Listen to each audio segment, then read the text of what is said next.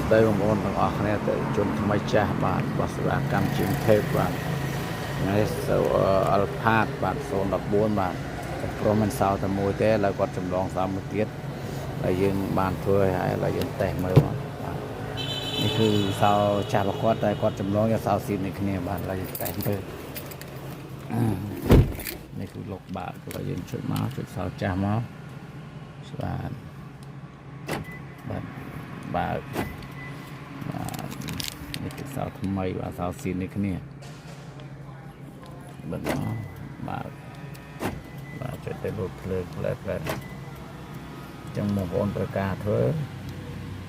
បងប្អូនអាចតាក់ទងមកលេខខ្ញុំបានបាទហើយនេះចុច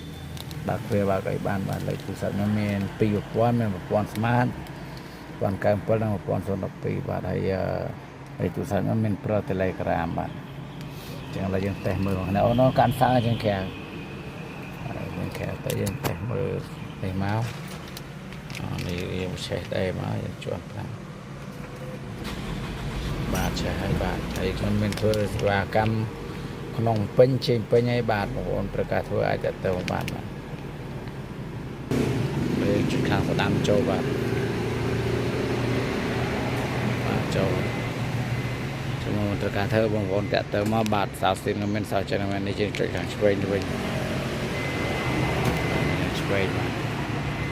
ហើយគូក្រោយក៏មានដែរបាទចឹងបងប្អូនត្រូវការនេះឡានឃ្លាំងគឺខ្ញុំគិតឲ្យក្នុងតម្លៃសមរម្យបាទគឺសម្រាប់ឡានឃ្លាំងបាទអល់ផាតចឹងតែមើលមកចុចគូក្រោយមកបាទចុចជាប់មកបាទចឹងបងប្អូនខាងឃ្លាំងលួយខ្ញុំគិតក្នុងតម្លៃសមរម្យបាទបាទហើយវាឡើងចឹងបាទត្រូវការធ្វើបងប្អូនអាចតាក់ទងមកបានបាទសោស៊ីនមិនសោចិនមិនហើយយើងចង់បញ្ចុះយើងចុចបញ្ចុះវិញមកបាទសេវាកម្មជាងថេបបាទនឹងចល័តក្នុងពេញជាពេញបាទ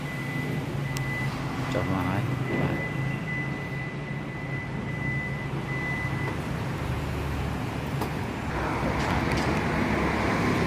អរគុណច្រើនបងប្អូន